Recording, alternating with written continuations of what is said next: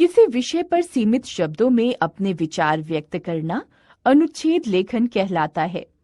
अनुच्छेद निबंध का छोटा रूप होता है। यह आपस में संबंध रखने वाले वाक्य समूह का नाम है, जिसमें विषय से बाहर की कोई बात नहीं आने पाती। इस सुगठित रचना में विषय का विस्तार भी एक बिंदु तक सीमित रहता है। अनुच्छेद लेखन का विषय प्रायः कोई सूक्ति या काव्य पंक्ति या कहावत होती है। कभी-कभी दैनिक अनुभव या किसी घटना को भी अनुच्छेद लेखन का विषय बनाया जाता है। मीठी वाणी। ईश्वर ने मनुष्य को एक अद्भुत शक्ति दी है, मीठी वाणी। मीठी वाणी मनुष्य का वह गुण है जिससे वह परायों को भी अपना बना लेता है, अपने आसपास के वातावरण को सहज और खुशनुमा बना देता है। मृदुभाषी के लिए संसार की कोई वस्तु अलभ्य नहीं है। मीठी वाणी वह वशीकरण मंत्र है जिससे मनुष्य दूसरों को अपने वश में कर लेता है या दूसरों के वश में हो जाता है। मीठी वाणी बोलने वाला व्यक्ति सदैव सम्मान और सफलता प्राप्त करता है। वह स्वयं भी सुखी होता है, दूसरों को भी शांति और आनंद देता है। वह मृत प्राणों में भी जीवन का संचार कर देता है। एक दुखी और निराश व्यक्ति पर मीठे बोल जादू का सा असर करते हैं। उसके हृदय के घावों पर मीठी वाणी औषधि का काम करती है। कबीरदास के शब्दों में, मधुर वचन है औषधि, कटुक वचन है तीर, स्त्रवन द्वार वै संचरे, साले सकल शरीर। परिश्रम का महत्व।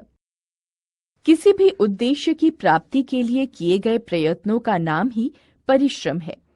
परिश्रम वह गुण है जिससे व्यक्ति सफलता की ऊंची से ऊंची चोटी तक पहुंच सकता है। परिश्रम के बिना जीवन में असफलता और घोर निराशा का मुंह देखना पड़ता है। तुलसीदास जी ने कहा है, सकल पदारथ है जगमाही, कर्महीन नर पावत नाही। परिश्रम वह शक्ति है जो दुर्बल को सबल और रंक को राजा बना सकती है। परिश्रम के बिना छोटे से छोटा काम भी पूरा नहीं हो सकता। परिश्रम व्यक्ति को सुख देने वाला है। परिश्रमी व्यक्ति जीवन की सभी उपयोगी वस्तुएं प्राप्त करते हैं। वे चिंता मुक्त होते हैं। वे समाज में सम्मान पाते हैं। परिश्रम अथवा उद्योग ही जीवन का सार है। इसके बिना व्यक्ति मृतक के समान है। परिश्रम ही उन्नति का सोपान है।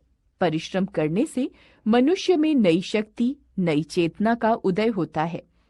अतः ये कहना गलत न होगा कि श्रम ही सो सब मिलत है, श्रम बिनु मिले न काहि। परीक्षा का पहला दिन। परीक्षा के नाम से हर किसी के दिल की धड़कन तेज हो जाती है। आज तो मेरी परीक्षा का पहला दिन है। घबराहट के मारे बुरा हाल है। रात भर नींद में भी यही सोचता रहा कि कल क्या होगा। बार बार उठकर घड़ी देखता, कहीं अलार्म बजे ही नहीं और मुझे देर हो जाए। ऐसा नहीं कि मैं केवल परीक्षा के दिनों में ही पढ़ने वाला छात्र हूं। मैं नियमित रूप से पढ़ाई करता हूं। लेकिन आज अंग्रेजी की परीक्षा है। इस विषय में मुझे अपने ऊपर इतना विश्वास नहीं है। फिर भी मेरी तैयारी अच्छी है। सुबह जल्दी जल्दी तैयार होकर माँ पिताजी से आशीर्वाद लेकर परीक्षा भवन पहुंचा। मित्रों से बातचीत करके घबराहट कुछ कम हुई। समय पर प्रश्न पत्र हाथ में आया। परीक्षा भवन में पूर्णतया शांति थी। मुझे अपनी सांसों की आवाज तक सुनाई दे रही थी। प्रश्न पत्र पढ़कर घबराहट जैसे छू मंतर हो गई और एक बार पेन निकालकर उत्तर लिखना आरंभ किया तो समय का पता ही नहीं चला कि कब 3 घंटे बीत गए। परीक्षा भवन से बाहर आते समय मैं बहुत खुश था। पाठ 24, निबंध लेखन। बच्चों, आपने पत्र लिखना सीखा, अनुच्छेद लिखना सीखा, कहानी लिखनी सीखी। इन्हीं की तरह लेखन की एक कला है निबंध लेखन। आज हम यह जानेंगे कि निबंध क्या होता है और अच्छा निबंध कैसे लिखा जा सकता है। विचारों का संक्षिप्त, सुगठित व आदर्श प्रस्तुतिकरण निबंध है।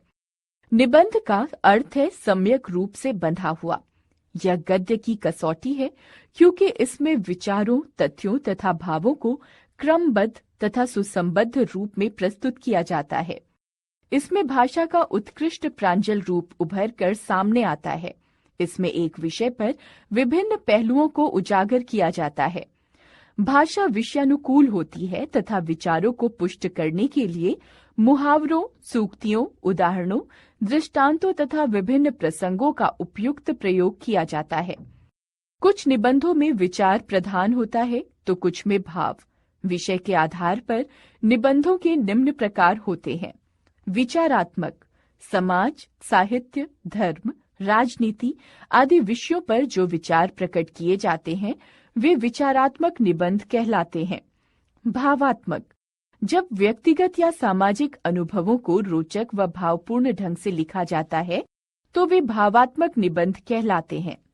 वर्णनात्मक, मेले, घटना, प्राकृतिक दृश्य आदि के वर्णन पर आधारित विचार वर्णनात्मक निबंध कहलाते हैं। विवरणात्मक, ऐतिहासिक स्थल, संस्मरण, काल्पनिक घटनाओं पर लिखे गए विचार विवरणात्मक निबंध कहलाते हैं। निबंध लेखन के लिए उसके 3 महत्वपूर्ण अंगों पर विचार करना अत्यंत आवश्यक है। प्रस्तावना, निबंध के आरंभ में अत्यंत आकर्षक, सारगर्भित रूप में विषय को पाठक के समक्ष प्रस्तुत किया जाता है। विषय प्रतिपादन, विभिन्न विषयों को भिन्न भिन्न रूप में प्रस्तुत किया जाता है किंतु प्रत्येक विचार क्रमबद्ध रूप में सामने आता है। प्रत्येक अनुच्छेद में भिन्न बिंदु को श्रृंखलाबद्ध रूप में उजागर किया जाता है। वर्णनात्मक निबंधों में वास्तविकता तथा काल्पनिकता का मिश्रण किया जाता है, परंतु विवरण सजीव, रोचक तथा धारा प्रवाह रूप में प्रस्तुत किया जाता है। विचारात्मक निबंधों में सुगठित रूप से तथ्यों तथा अपने विचारों को उचित दिशा में अग्रसर किया जाता है। इस प्रकार विषय तथा शिल्प का अद्भुत सामंजस्य इस विधा में उभर कर आता है। उद्धरणों, सूक्तियों, काव्यांशों को विषयानुकूल प्रयोग किया जाता है। उपसंहार, अपने मत का प्रभावशाली, तर्कपूर्ण तथा प्रामाणिक रूप से समापन कर पाठक तक सार प्रेषित करना ही निबंध की चरम अवस्था है। निबंध लिखते समय ध्यान देने योग्य बातें: विषय के संबंध में पूर्ण जानकारी एकत्र करना, विषय का क्रमबद्ध लेखन, विषय को रोचक बनाने के लिए उचित मुहावरों व उदाहरणों का प्रयोग, विषय के अनुकूल भाषा का सरल या गंभीर होना, वर्तनी का ध्यान करना, विषय के संबंध में अपने विचार प्रकट करते हुए निबंध का उपसंहार करना। कुछ विषयों पर यहाँ निबंध दिए गए हैं, इनका ध्यान पूर्वक अध्ययन करें। आइए निबंध पढ़ें। समय का सदुपयोग। मानव जीवन में समय अत्यंत मूल्यवान है। सत्य ही है कि घड़ी के टिक टिक करती सुइयां हमें निरंतर ये संदेश देती रहती हैं, जो समय बीत गया वह लौटकर फिर कभी नहीं आएगा। समयानुसार काम करने वाले व्यक्ति को असफलताओं का मुंह नहीं देखना पड़ता।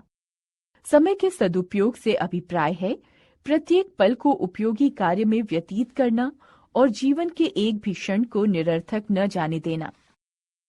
समय का सदुपयोग करने से हमारे जीवन में व्यवस्था के साथ साथ निश्चिंतता भी आ जाती है। हमारे सभी कार्य सुचारू रूप से समय पर पूरे हो जाते हैं।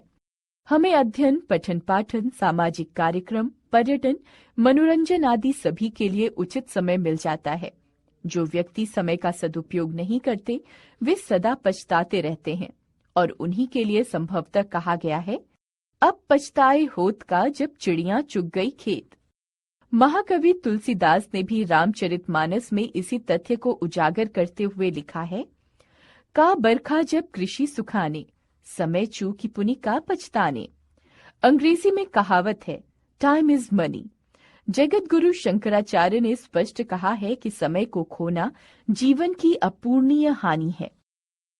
प्रत्येक देश का इतिहास गवाह है कि महापुरुषों, वैज्ञानिकों, लेखकों ने अल्पायु में ही महान कार्य कर डाले, क्योंकि उन्होंने प्रत्येक क्षण का सदुपयोग किया। समय शक्तिमान है तथा जो उसके साथ रहता है, उसका सम्मान करता है, वह स्वयं ही सिद्ध व सफल व्यक्ति बन जाता है। जीवन की सफलता के लिए प्रत्येक पल का हिसाब रखना चाहिए। जीवन के नित्य कर्मों के अतिरिक्त विशिष्ट कार्यों के लिए भी समय तय कर लेना चाहिए। सामाजिक, सांस्कृतिक कार्यक्रम, अध्ययन, मनोरंजन, व्यायाम, खेलकूद आदि सभी के लिए कुछ समय निकालना चाहिए। कभी आज के काम को कल पर नहीं छोड़ना चाहिए। कबीर ने तो यहाँ तक कह डाला, काल करे सो आज कर, आज करे सो अब, पल में प्रलय होएगी, बहुरी करेगो कब। समय की पाबंदी हमारे आत्मबल को बढ़ाती है। इसके विपरीत जो अच्छे समय की प्रतीक्षा करते रहते हैं वे केवल उधेड़ बुन में फंसे रहते हैं और बाद में केवल हाथ मलते हैं। विद्यार्थियों के लिए तो समय की कीमत को पहचानना अत्यंत आवश्यक है। वे पल पल का सदुपयोग कर अपने जीवन को ज्ञान से परिपूर्ण व परिपक्व बनाने की दिशा में सफल प्रयास कर सकते हैं और इस प्रकार अपने सुंदर भविष्य को अपने हाथों से स्वयं लिख सकते हैं। मेरा प्रिय खेल कबड्डी। विद्यार्थी जीवन में खेलों का विशिष्ट स्थान है। खेल तन को स्वस्थ रखते हैं तथा मन में स्फूर्ति का संचार करते हैं। नियमित रूप में खेलों में भाग लेने वाला विद्यार्थी स्वस्थ, चुस्त और फुर्तीला रहता है। वह तन के साथ साथ मन व बुद्धि का भी पूर्ण सदुपयोग कर पाता है। प्रत्येक विद्यार्थी खेल के घंटे को सबसे रुचिकर मानता है। हमारे विद्यालय में भी क्रिकेट, हॉकी, फुटबॉल, टेनिस, तैराकी आदि का प्रशिक्षण दिया जाता है। इन सब खेलों की अपेक्षा मुझे कबड्डी अत्यंत प्रिय है। भारत जैसे गांव प्रधान देश के लिए सस्ता व कहीं भी खेला जा सकने वाला यह मेरा सर्वाधिक प्रिय खेल है। कबड्डी के लिए किसी विशेष मैदान की आवश्यकता नहीं होती, किंतु फिर भी पथरीला व कंकरीला स्थान खिलाड़ियों को चोट पहुंचा सकता है। मुझे ये खेल इसलिए पसंद है क्योंकि इसके लिए किसी भी खेल उपकरण की आवश्यकता नहीं पड़ती। हम 8-10 दोस्त जब भी जमा हो जाते हैं, हमारा खेल आरंभ हो जाता है। कबड्डी खेलने के स्थान के बीचों बीच हम एक रेखा खींच लेते हैं और यह पूरा स्थान पाला कहलाता है। रेखा के एक ओर एक दल खड़ा होता है तो दूसरी ओर दूसरा दल। एक ओर का खिलाड़ी कबड्डी कबड्डी बोलता हुआ दूसरों के पाले में जाता है। यदि यह दूसरे खिलाड़ी को छू ले तो उसे हारा हुआ या खेल से बाहर मान लिया जाता है। विपक्षी खुद को न छूने देने की होड़ में जुटे रहते हैं तो कबड्डी बोलने वाला बिना सांस तोड़े उन्हें छूकर अपने पाले में लौटने की होड़ में। मुझे इस खेल का यही भाग सबसे अच्छा लगता है।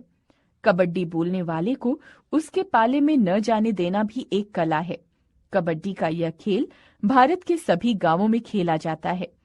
इस खेल से खिलाड़ियों में हर्ष व जोश का संचार होता है। खिलाड़ी अनुशासन का पालन करना भी सीखते हैं।